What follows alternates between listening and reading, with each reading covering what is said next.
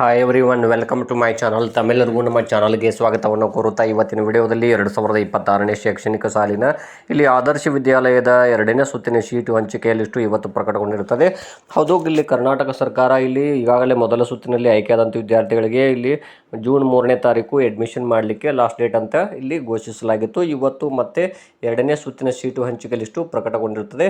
ಹಾಗಾದರೆ ತಮ್ಮ ಮಗ ಅಥವಾ ಮಗಳು ಫಸ್ಟ್ ರೌಂಡಲ್ಲಿ ಆಯ್ಕೆ ಆಗಿಲ್ಲ ಅಂದರೆ ಇಲ್ಲಿ ಸೆಕೆಂಡ್ ರೌಂಡಲ್ಲಿ ಆಯ್ಕೆ ಆಗಿದ್ದಾರೆ ಇಲ್ವ ಅಂತ ನೋಡ್ಕೊಳ್ಳೋದು ಹೇಗೆ ಅನ್ನೋದನ್ನು ತಮಗೆ ತಿಳಿಸ್ಕೊಡ್ತಾ ಇದ್ದೀನಿ.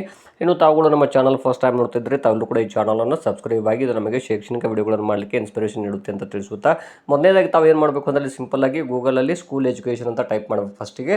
ಅದು ಆದಮೇಲೆ ಇಲ್ಲಿ ಫಸ್ಟಿಗೆ ಏನು ಬರ್ತದೆ ಅಂದರೆ ನೋಡ್ಬೋದು, ಸ್ಕೂಲ್ ಎಜುಕೇಷನ್ ಕರ್ನಾಟಕ ಗೌರ್ಮೆಂಟ್ ಅಂತ ಬರುತ್ತೆ. ಅದನ್ನು ಕ್ಲಿಕ್ ಮಾಡಬೇಕಾಗುತ್ತೆ.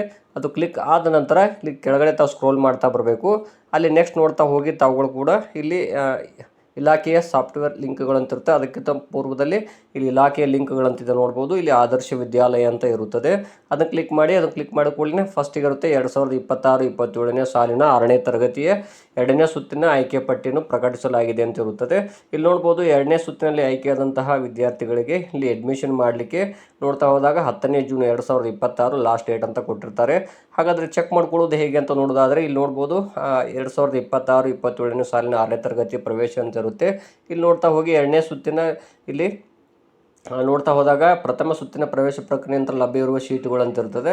ಅದೇ ರೀತಿ ಸೀಟು ಹಂಚಿಕೆಯನ್ನು ಪರಿಶೀಲಿಸಿ ಅಂತ ಇರ್ತದೆ ನೋಡ್ಬೋದು. ತಾವೇನು ಮಾಡಿ ಇಲ್ಲಿ ಫಸ್ಟಿಗೆ ತಾವು ನೋಂದಣಿ ಸಂಖ್ಯೆ ಅಥವಾ SITS ನಂಬರನ್ನು ಹಾಕಿ ನೆಕ್ಸ್ಟು ಅಲ್ಲಿ ಒಂದು ಸೆಕ್ಯೂರಿಟಿ ಕೋಡ್ ಇರುತ್ತೆ, ಅದನ್ನು ಕ್ಲಿಕ್ ಮಾಡಬೇಕು. ಅಲ್ಲಿ ಸಬ್ಮಿಟ್ ಕೊಟ್ಟಾಗ ಇಲ್ಲಿ ತಮ್ಮದು ಸೆಲೆಕ್ಟ್ ಆಗಿದೆ ಇಲ್ವಾ ಅನ್ನೋದು ಕನ್ಫರ್ಮ್ ಆಗಿ ಗೊತ್ತಾಗುತ್ತದೆ ಅಂತ ತಿಳಿಸ್ತಾ ಇದ್ದೀನಿ. ಧನ್ಯವಾದಗಳು.